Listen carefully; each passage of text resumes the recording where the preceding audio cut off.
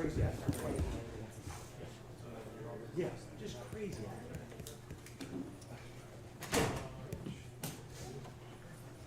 there.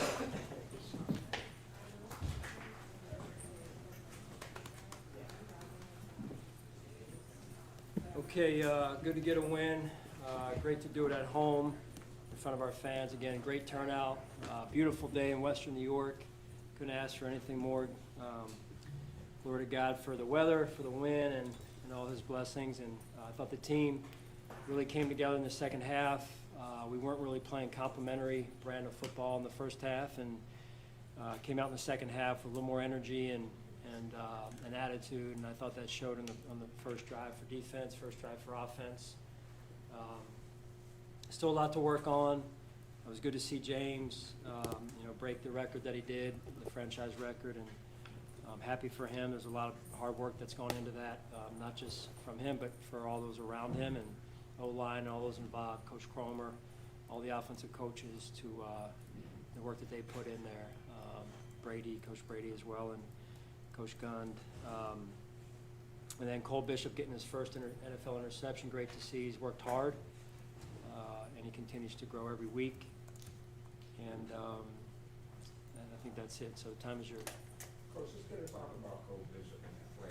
How important, how impactful was that play? Kind of like Micah Hyde a little bit. I kind of thought he was still out there, but just get us talking about this. Yeah. Well, it was a huge play in the game. If you kind of really think about it big picture, due to the, they're getting the ball after half. They're down there inside of, whatever it was, 2-3 minutes to play, or maybe less. And, they score before half potentially. They come out with the ball after half, and now you're talking about potentially, 14 play or a 14-point situation there. So big time play, and it was, they ran a gadget there, and Colt did a great job sniffing it out.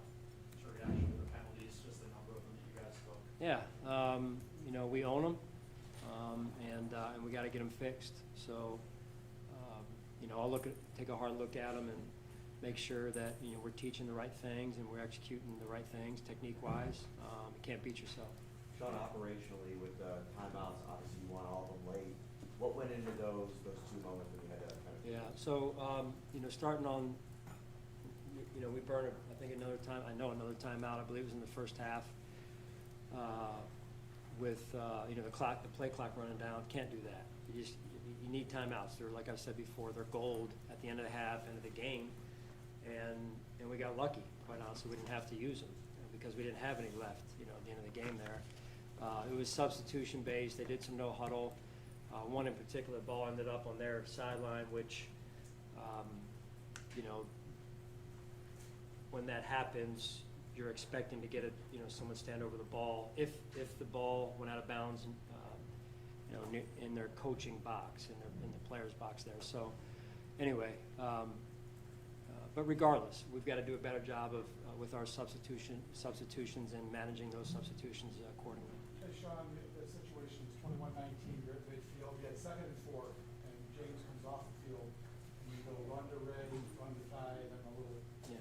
Look, in that situation, thinking back, would you rather have James on the field for one of those? Well, we got to go back and look at it. Obviously, it wasn't good enough, so we'll go back and evaluate that.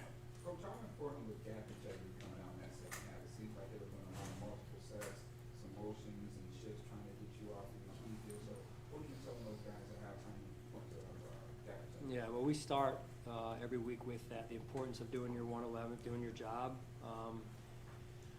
I thought overall, they came out trying to run the football on us and keep the game, let's call it close, and they did a good job of that. And, I thought we did a better job in the second half in some situations, but everything starts with gap integrity in the run game and doing your job, and then tackling. I didn't think we thought at times we could have tackled better than we did. So we go back and look at that as well and evaluate and try and grow from it. I think that's an important piece. Third downs were way better this go around, so that's a step in the right direction. And then closing the game out defensively, it was good to see us be able to get there with our front four and the rush and coverage work together there. So there's a lot of, there's enough signs of growth, but there's on the other side of that, there's plenty of signs that we've got a lot more work to do. But Sean, I'm happy. I'll celebrate the win, that's for sure. I'm sorry about that. We saw Dorian Strong come in a few series for Tre'Davious White. What went through that decision? Yeah, just, you know, looking at a young player and giving him some experience and some valuable reps, and, you know, it wasn't anything Trey didn't do, that was the plan going into the game. And Sean, the decision to not have Calgary active, what went into that, and who you used on the returns, what went into that? Similar, just looking at, you know, different players, seeing how the roster, you know, the game day roster looks with different players up, different players down, with the goal of making sure we have our best guys out there, you know, as we head down the road here. Walker and Phillips, that tandem, how impressive would you see those two guys out there? Yeah, two big guys. It was good to have Jordan up for this game, and you know, he brings some things. He brings an edge to our defense. He loves to play, plays with an edge. Sean, you're 90th win, Yeah. winning especially a tough game like today. How's that feel to hit that? Yeah. Continuing to move up the win totals in the overall. Yeah, what a blessing. I mean, what a blessing. Got a great staff around me through the years. You know, really great players around me, and you can't do this job by yourself. And extremely grateful.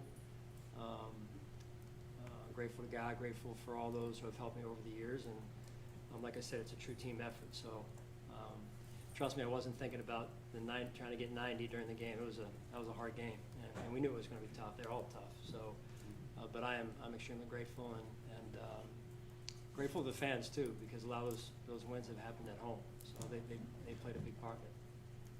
Coach, you're putting up 30 points, and you, like you just mentioned, you know, room for growth, getting mature. How scary could this team really be when things really get special that become this? Well, we'll see. I don't think we really know, Mookie, yet. We'll see. You know, it's a week-to-week league. You know, it's a hard league to win. So you celebrate every win, and you learn. You learn from the wins. You learn from the ones that don't work out the way that you hope they work out. Right, Vic?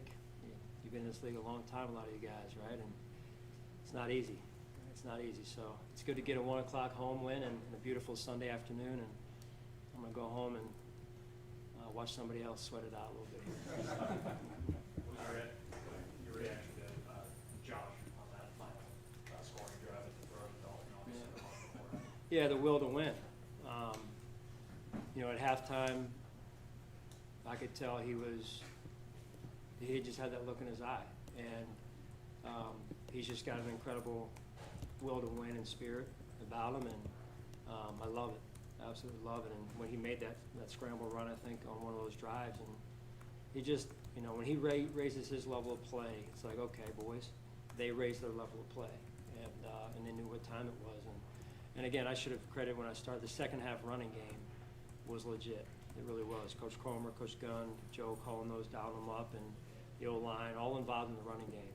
Did a phenomenal job. I think in the first half we had close to 60 yards, and the end with 165 is very impressive. That adjustment, and I thought the staff overall did a great job of communicating and making the adjustments we had to make to pull the game out. Good. Thank you all.